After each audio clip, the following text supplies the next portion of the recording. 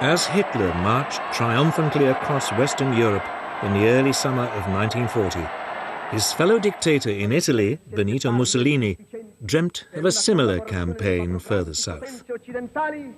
Fiamma il sangue, principi che sorgono e che nascono, e I principi che declinano, la vittoria è per noi, per I primi.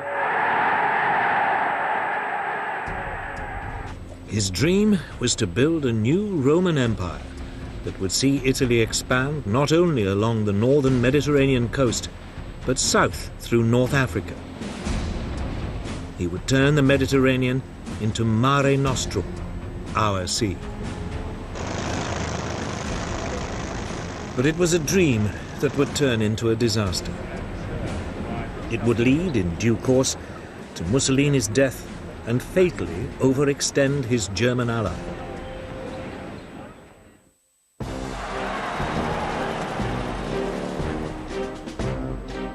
At the start of the war, Italy already controlled Libya and Abyssinia, Ethiopia today.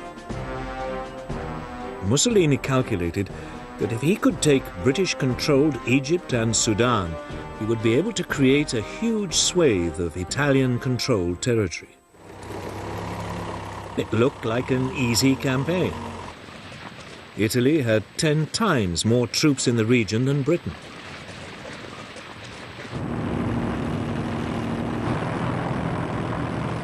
In September 1940, Mussolini invaded Egypt and captured the small coastal town of Sidi Barrani.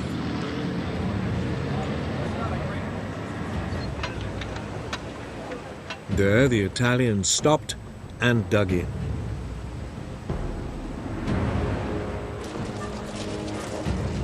Britain gathered all available forces for a counterattack.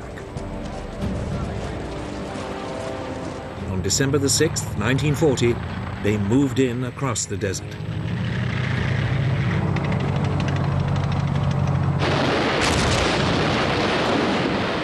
Just 4 days later, they overran the Italian defenses.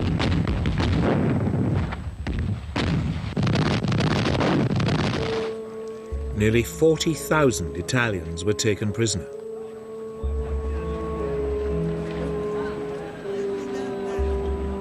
It was the first sign that the Italian army was in poor fighting shape.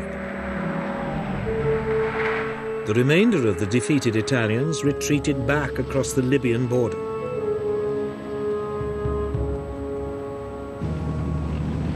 The British followed in hot pursuit.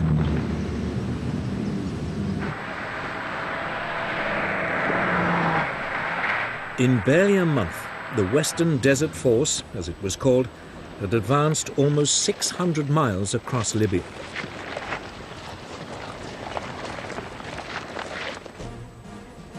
It now paused and dug in at the Libyan coastal town of El Agheila.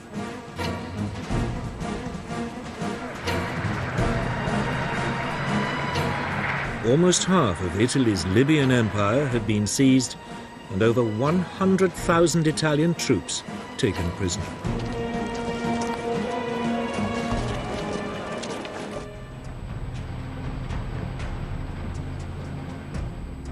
Meanwhile, to the south, British forces invaded Italian-controlled Abyssinia.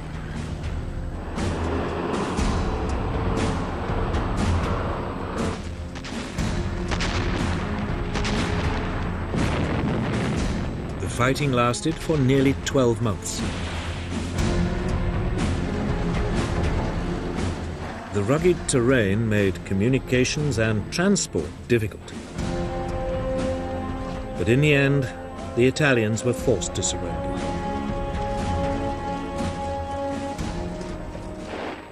But even as Abyssinia was being secured, Mussolini's empire building was causing problems in another part of the Mediterranean.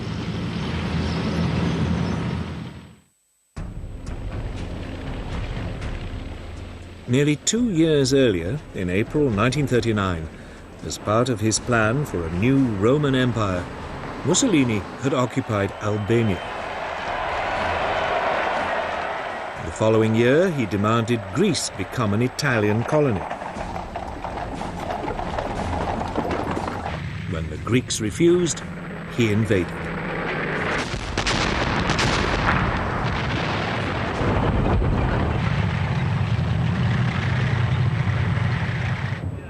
The Greeks were outnumbered more than 2 to 1, but they swiftly turned back the Italian advance.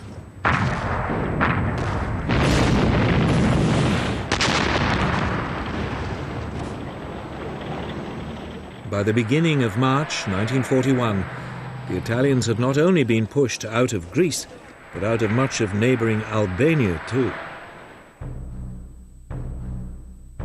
Britain's Prime Minister, Winston Churchill, promised help so the Greeks could finish the job. But Britain's forces were already heavily committed elsewhere. So it was that the British units in North Africa were told to abandon their Libyan adventure and ship much of the force across the Mediterranean to Albania.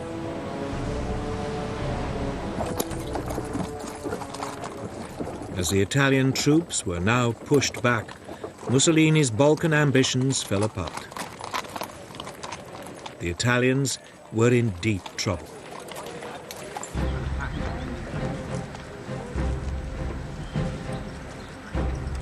It left Hitler with a problem. Should he divert troops from elsewhere in Europe to support his most important European ally, or should he abandon Mussolini to his fate? He decided to help.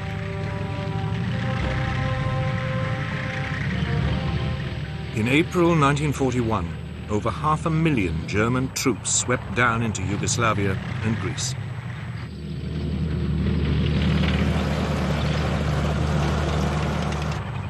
For Germany, it would prove to be the beginning of a fateful entanglement with Mussolini's political dreams.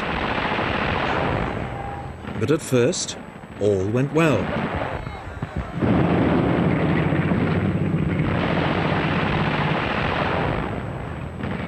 The Greeks, despite British help, were unable to hold the Germans back, and in late April, the Axis forces captured the Greek capital of Athens.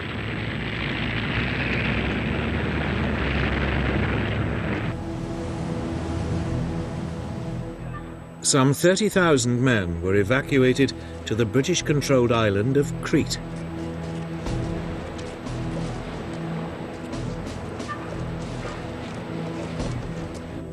Hitler decided to flush them out.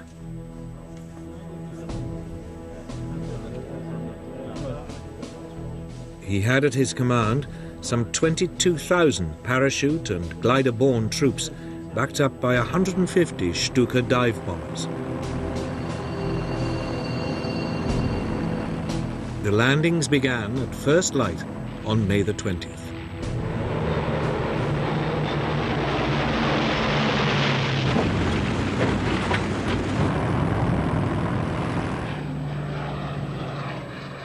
To begin with, they focused on the main airfields. The Allied forces were overstretched. There were incessant German air attacks.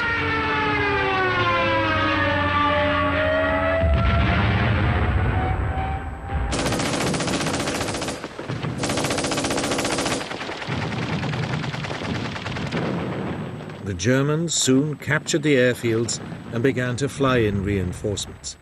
The Allies were pushed back across the island.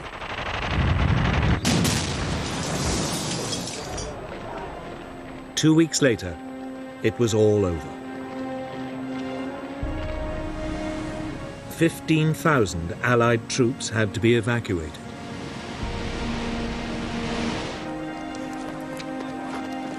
A further 18,000 were taken prisoner.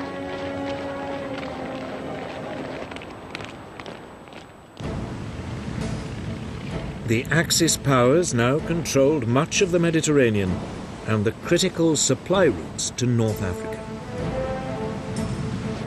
It looked as though Hitler's decision to support Mussolini had paid off.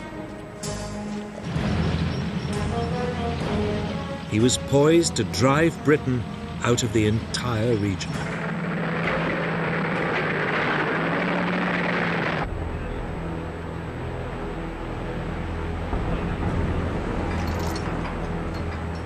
In February 1941, a junior German general arrived at the Libyan port of Tripoli. Erwin Rommel was one of the rising stars of the German army and had been chosen by Hitler as the man to rescue his Italian ally and retake North Africa for the Axis powers.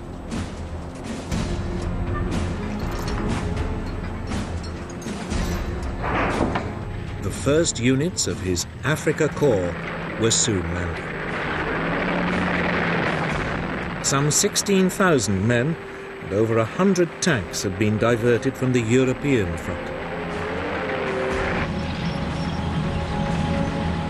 The Axis forces rapidly outnumbered the British troops, depleted by the war in Greece and Crete.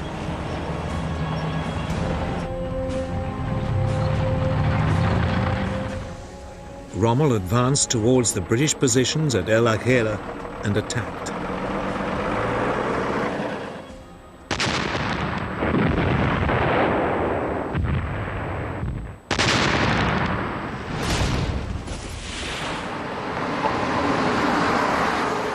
As the British fell back, Rommel pursued them. In a matter of weeks, the Allied soldiers had been pushed all the way back to the Egyptian border.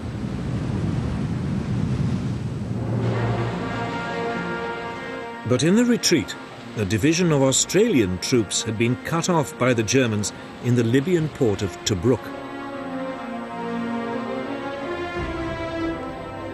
The British commander, Sir Archibald Wavell, now launched 2 successive attempts to relieve them.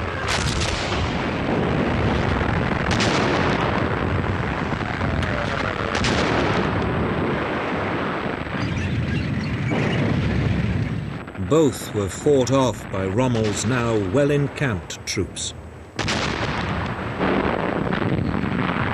The Germans massively outgunned the British. Their 88mm anti-aircraft guns, when used against tanks, far outranged the British. Moreover, Rommel took advantage of the wide-open landscape to drive his tanks around the British forces, outflanking them time and time again. It would become his trademark tactic. The British press, half grudgingly, half admiringly, nicknamed Rommel the Desert Fox. For Wavell, it was too much. Now exhausted, he was replaced by General Claude Auchinleck. Auchinleck came under immediate pressure to try again to relieve the Allied troops in Tobruk. But he refused until his forces had been reinforced.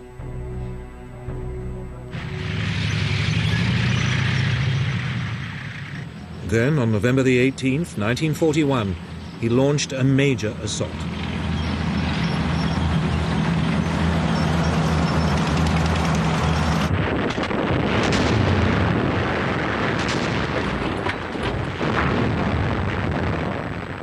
Operation Crusader, as it was called, started with a lengthy armoured dogfight.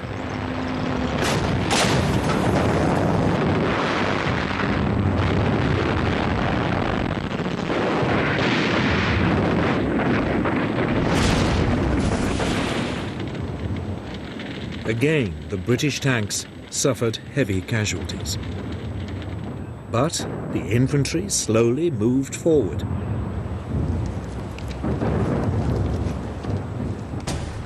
Finally, after a month of confused fighting, Rommel retreated.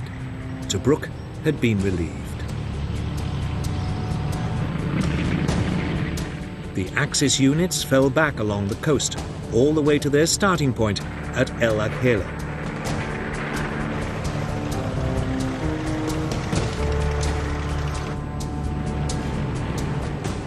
Auchinleck's military command now assumed Rommel was a spent force, at least for the time being.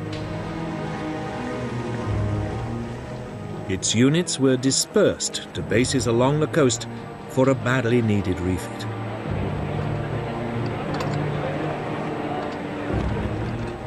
it was a mistake.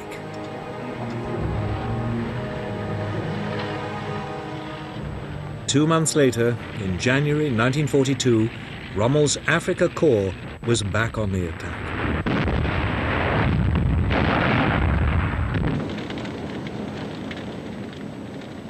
It quickly brushed aside the forward units of a now unprepared British army.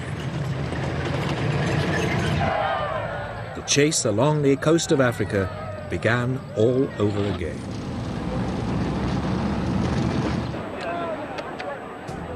The Allies fell back towards a new defensive line just west of Tobruk.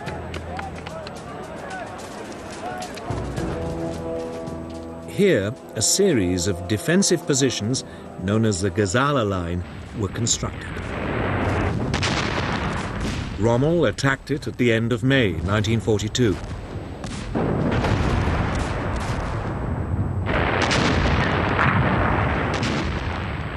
Once again, he swung his armour around the British forces in a great outflanking movement and came in behind the British positions.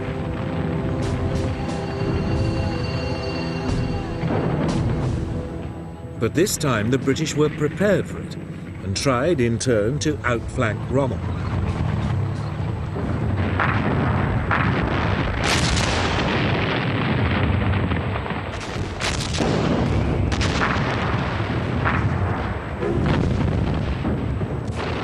The fighting lasted for 3 weeks as each side tried to outmaneuver the other.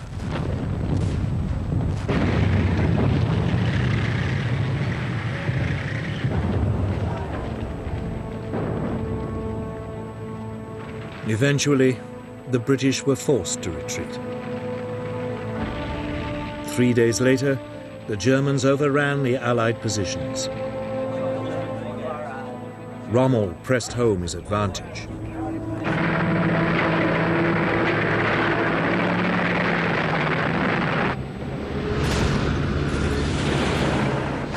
The British withdrawal threatened to become a rout.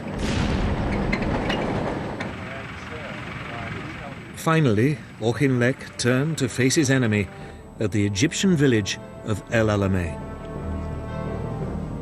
His southern flank rested on the Qattara Depression, an area impassable to tanks.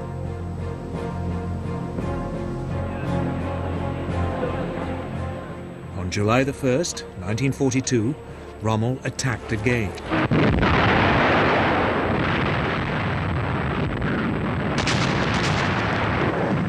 But this time, the British defences held.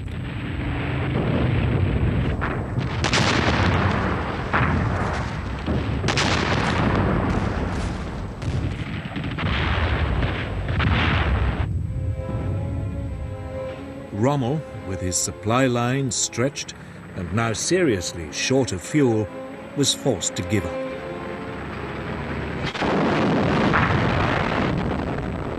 Now Auchinleck attempted a counterattack. For the rest of July, the two sides pushed at each other like exhausted boxers.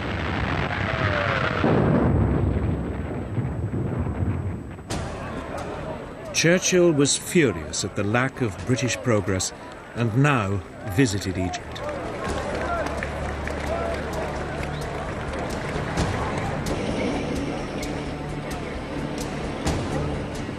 It was time for yet another change of leadership. Auchinleck was replaced by not one, but two generals. General Harold Alexander as Commander-in-Chief Near East, and General Bernard Montgomery as commander of 8th Army. The British and Axis forces had fought each other to a standstill. There was no clear winner, and the fate of North Africa still hung in the balance. Everything would now depend on whether the British could throttle the Axis supply routes across the Mediterranean.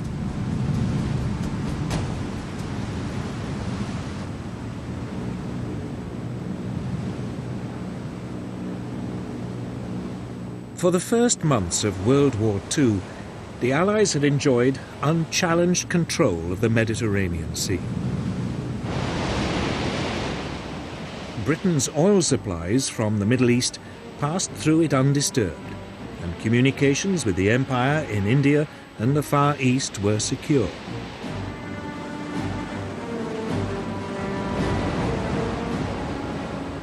Italy's entry into the war changed all that.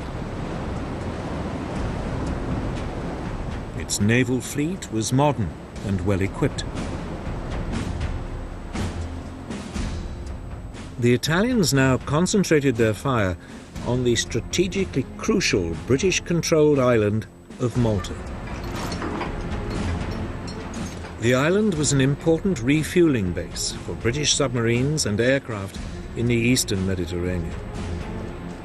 It had become the centre for Royal Navy attacks on Italian and German supply convoys to North Africa.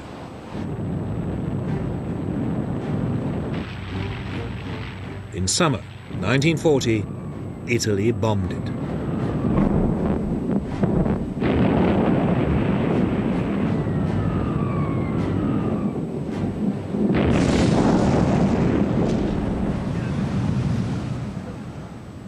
It was the beginning of a 2-year assault, which would inflict terrible suffering on the island's population.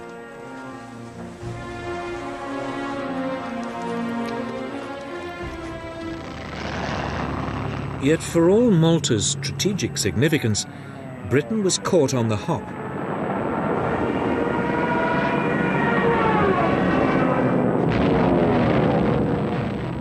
There were no fighter aircraft on the island to beat off the attacks.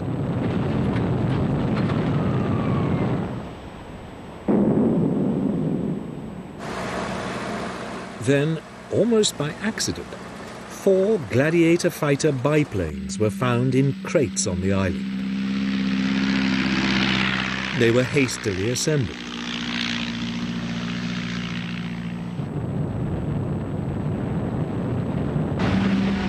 The aircraft put up a fierce resistance. For 3 weeks, the fate of Malta remained uncertain.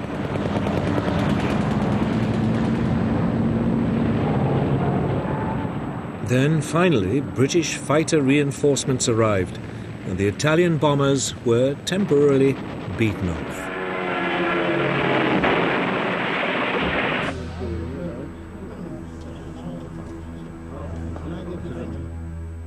But it was now obvious to the British that they had to do something if they were to keep a toehold in the region.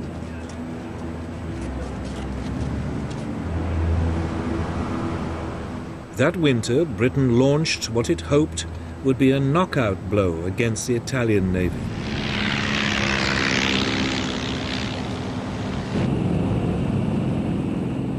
On the evening of November the 11th, 21 Swordfish torpedo bombers lifted off an aircraft carrier.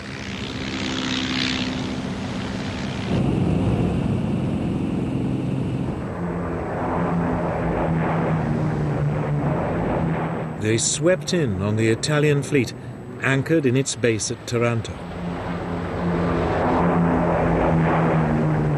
The Italians hadn't expected it.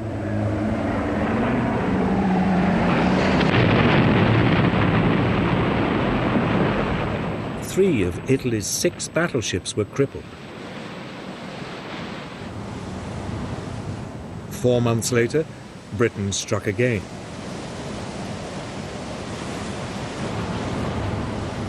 The Italian fleet was again caught off guard off the coast of Greece.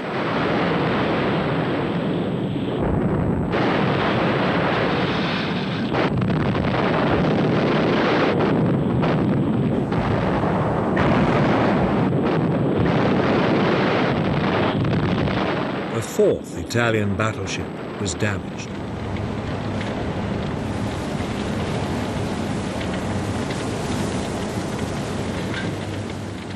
Mussolini's challenge to the British Navy was finished.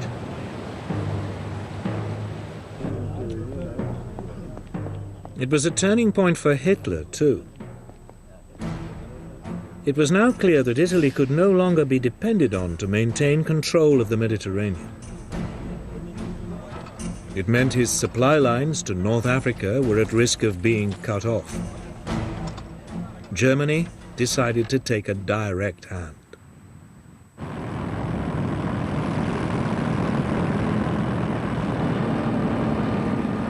In early 1941, the Luftwaffe bombed Malta.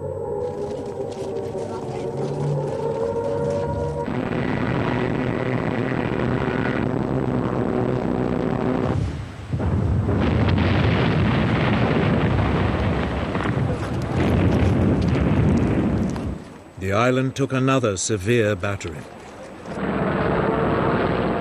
The attacks continued, month after month. Yet the British garrison hung on.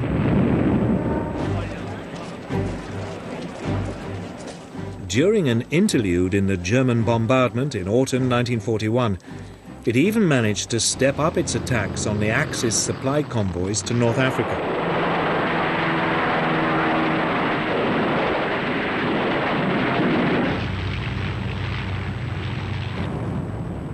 Then the Luftwaffe resumed the assault.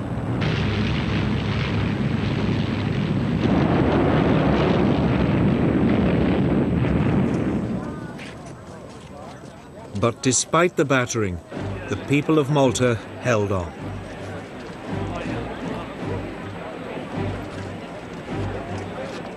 The following spring, in April 1942, they received a unique honor for the heroism they had shown under 4 months of devastating Axis bombardment.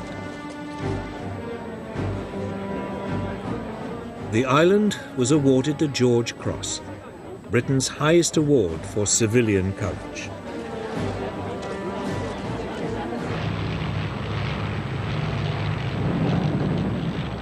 But by the summer of 1942, Malta was running short of supplies and ammunition. In mid-June, the British Navy sent convoys from Gibraltar and Egypt to relieve it.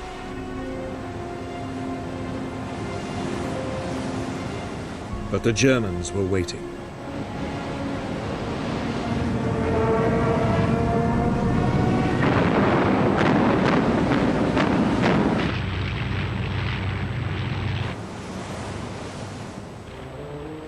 Just 2 of the 17 ships got through. The situation on the island was getting desperate. It was time for some decisive action. In August, Britain launched Operation Pedestal, the biggest convoy ever sent to Malta. 14 merchant ships entered the Mediterranean through the Straits of Gibraltar. They were accompanied by a large naval escort.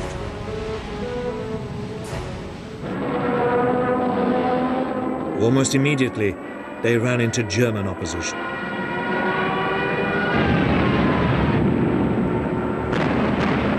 For 3 days, there was a ferocious sea battle as Axis submarines and aircraft attempted to stop and sink the convoy.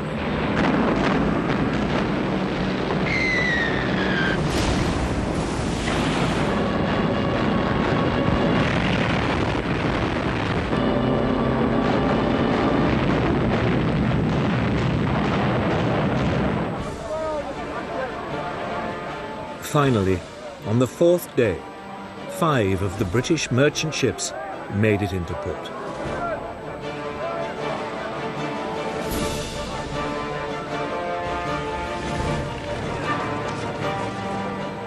They brought with them just enough supplies to keep the island going.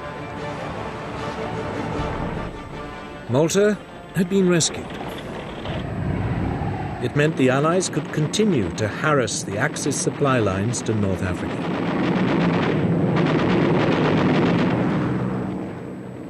It was a strategic advantage that would prove crucial to future events in the region.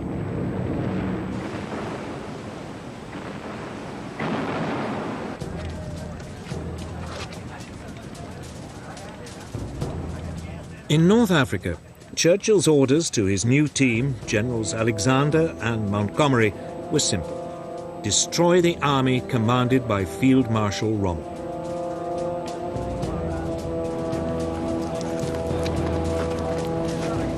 Almost immediately they were informed by the team that had broken Germany's Enigma code that Rommel was preparing to attack them.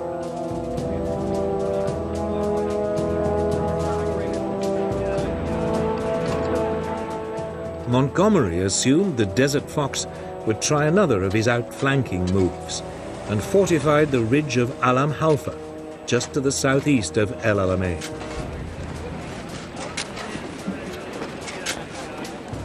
It was, he hoped, the rock on which the Axis forces would be broken.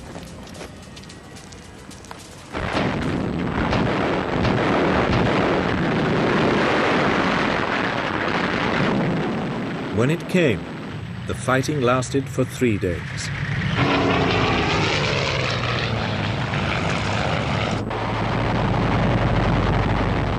This time, Allied ground forces were helped by air power.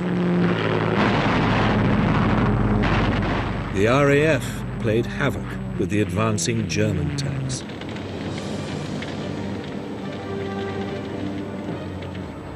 Rommel was forced to give up, and, short of fuel again, he pulled back.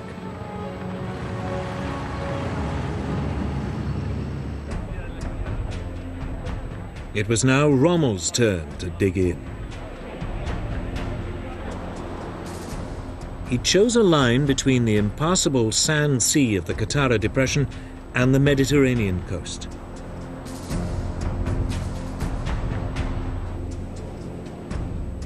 Great belts of minefields were covered by artillery. Rommel's panzer divisions were held back as a mobile reserve to destroy any Allied breakthroughs. Montgomery was well aware it was a formidable barrier. He also knew it was impossible to outflank it.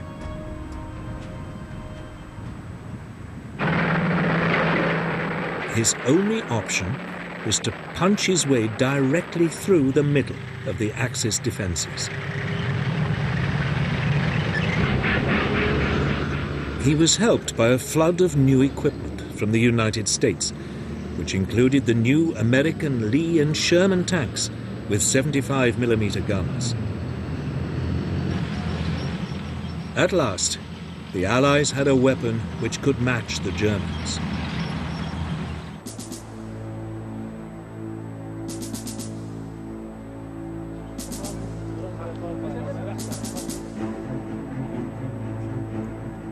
Finally, on the evening of October the 23rd, 1942, the British opened up an artillery bombardment on Rommel's positions.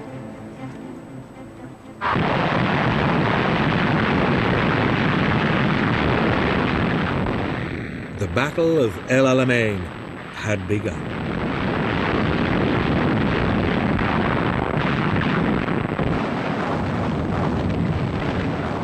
Under cover of the bombardment, Allied engineers moved forward to clear paths through the Axis minefields.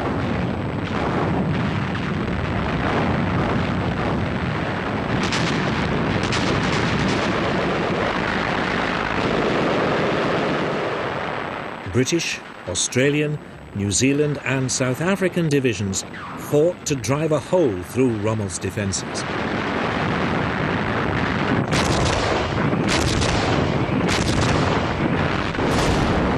Rommel's artillery took a terrible toll. Casualties mounted on both sides.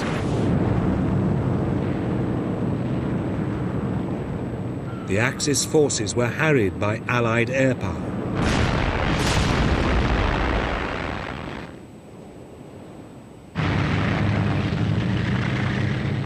Finally, after 10 days of fighting, the Allied forces broke through.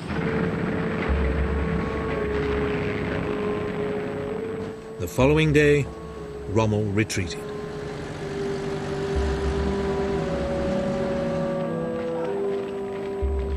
It was Germany's first major defeat at the hands of the Western Allies.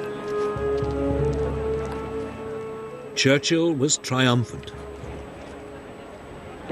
This is not the end.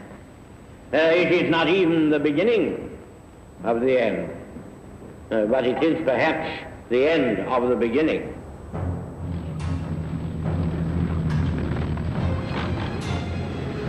For 2.5 months, Montgomery chased Rommel west along the North African coast towards Tunisia.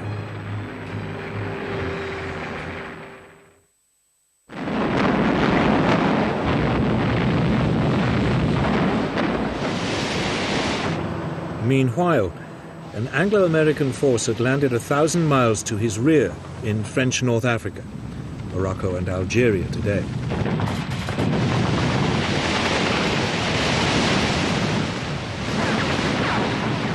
It was codenamed Operation Torch.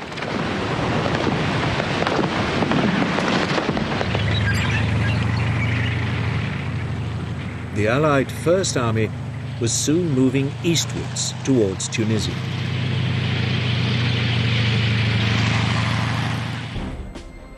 Rommel was in danger of being attacked from behind.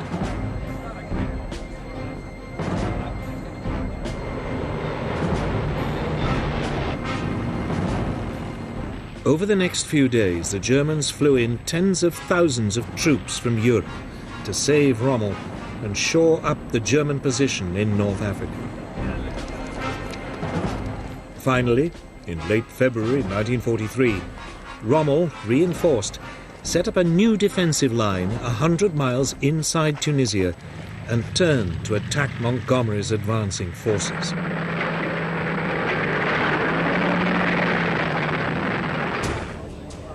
But Montgomery had been forewarned by the Enigma codebreakers, and his troops were waiting as the German tanks rolled forward.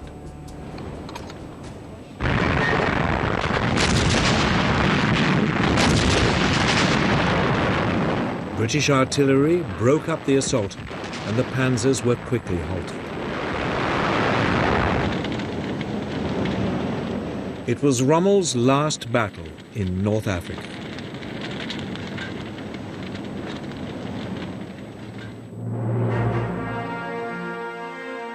He now returned to Germany to beg Hitler to abandon the North African campaign. But Hitler refused.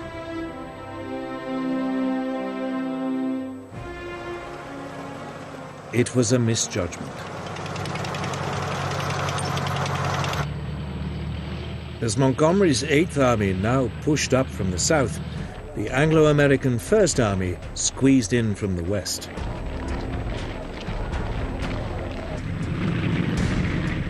On May the 7th, US forces took the port of Bizerta. The British 7th Armoured Division, the famous Desert Rats, drove into Tunis.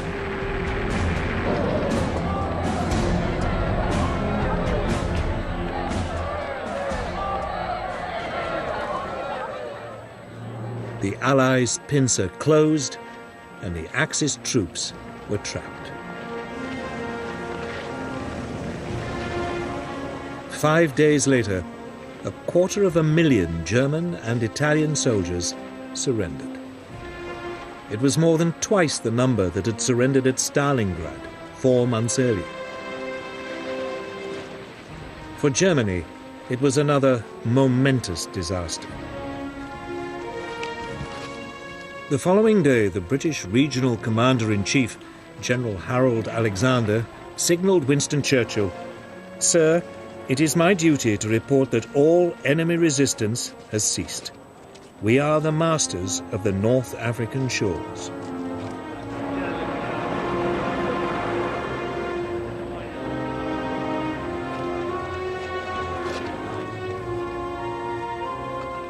Mussolini's gamble in North Africa had taken a terrible toll on German resources.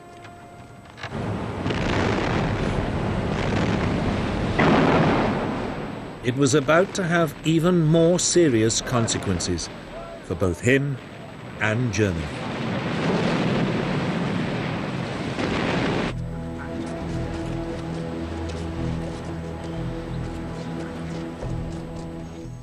In January 1943, at a conference in the Moroccan city of Casablanca, Churchill and Roosevelt agreed to open a new front on German-dominated Europe. The obvious target was Italy, seriously weakened by its North African failures.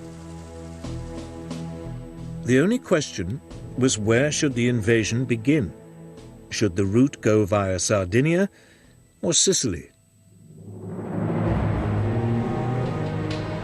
The Allied High Command chose the Sicilian route, but to throw the Germans off the scent, they organized a deception plan.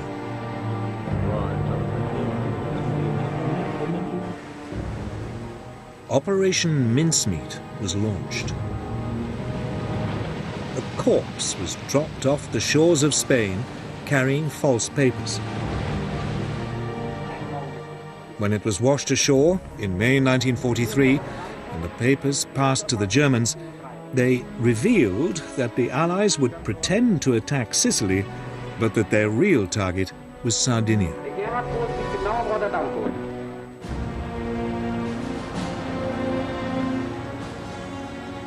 Enigma code breakers soon confirmed the Germans had fallen for it.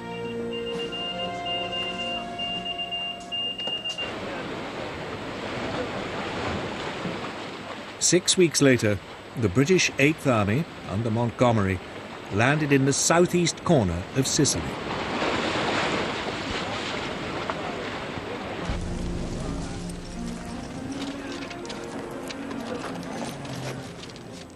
The Italian coastal troops presented few problems.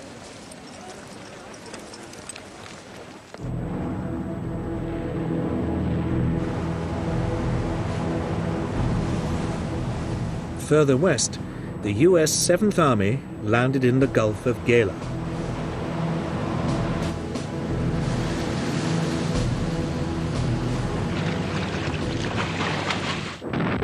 The Italian resistance was again overwhelmed.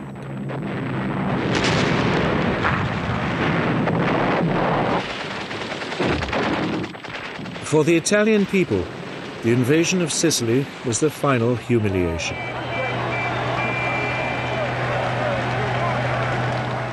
Mussolini was overthrown in a popular uprising. The new government now opened secret talks with the Allies for an armistice.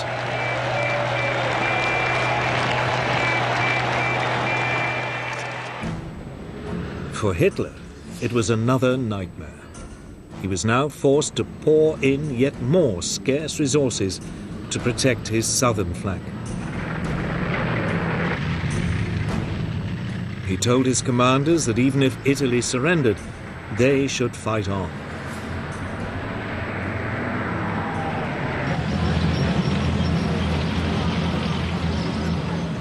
Within 5 weeks, the Germans had been pushed out of Sicily. The Allies now crossed to the mainland and pushed up through the country.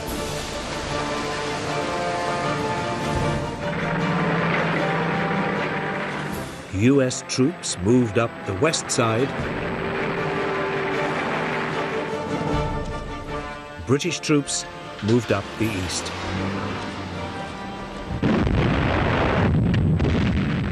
The Germans fought back savagely all the way.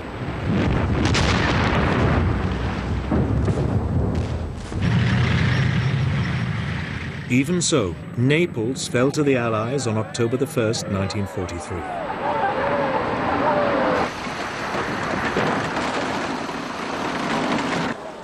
But then their progress was slowed by autumn rains and skillful German rearguard attacks.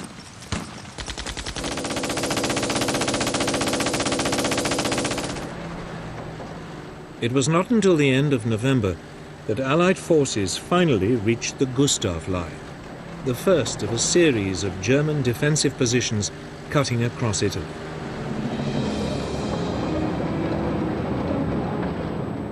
British troops managed to break through at the eastern end of the line, but winter was setting in, and bad weather forced them to halt.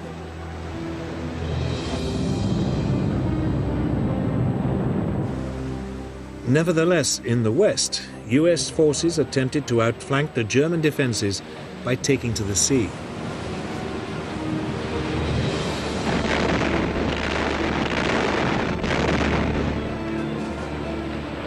They landed on January the 22nd, 1944, 60 miles to the north at the point of Anzio.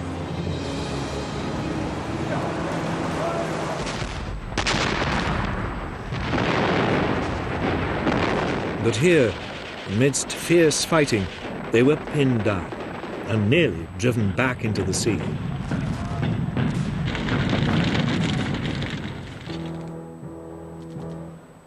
The Americans remained trapped at Anzio for the rest of the winter and into the spring.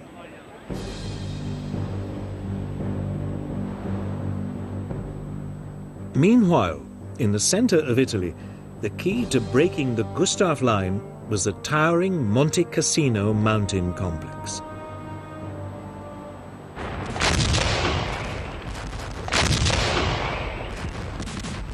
As spring came, there was a series of attempts to capture it.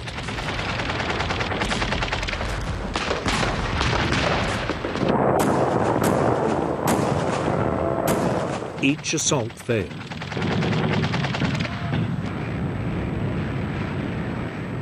In desperation, the Allies bombed the historic monastery on the summit.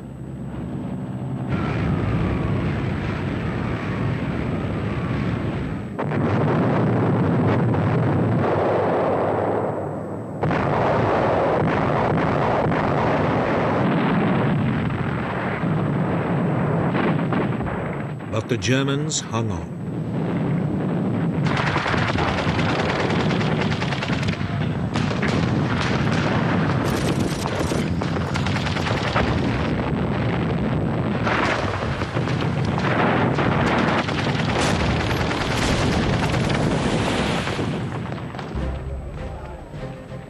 Finally, in late spring 1944, as the weather improved, the Allied forces broke through the German lines. Simultaneously, the Americans broke out of Anzio. The Allied forces now moved swiftly north to Rome.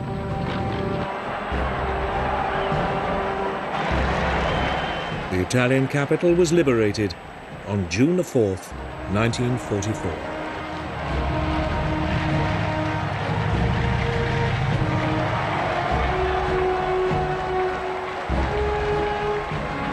For Hitler, it was another blow.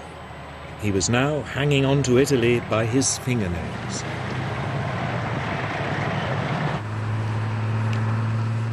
The Allies continued to push north.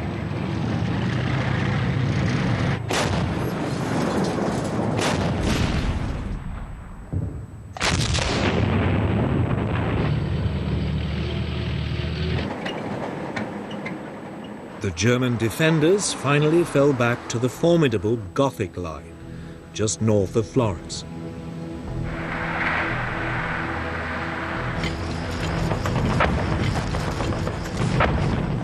Here, bad weather again brought the Allied advance to a halt.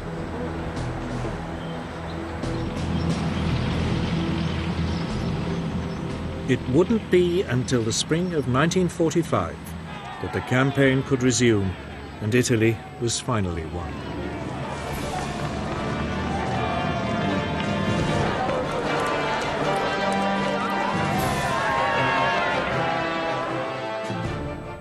By then, the Italians had had enough of Mussolini. He was captured by Italian partisan forces and shot.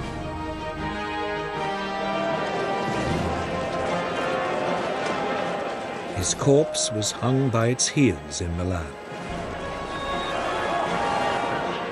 Mussolini's war had been a catastrophe for himself and his country. It had also left the German southern flank dangerously exposed. The German army was now overcommitted, short of troops, and retreating on all fronts.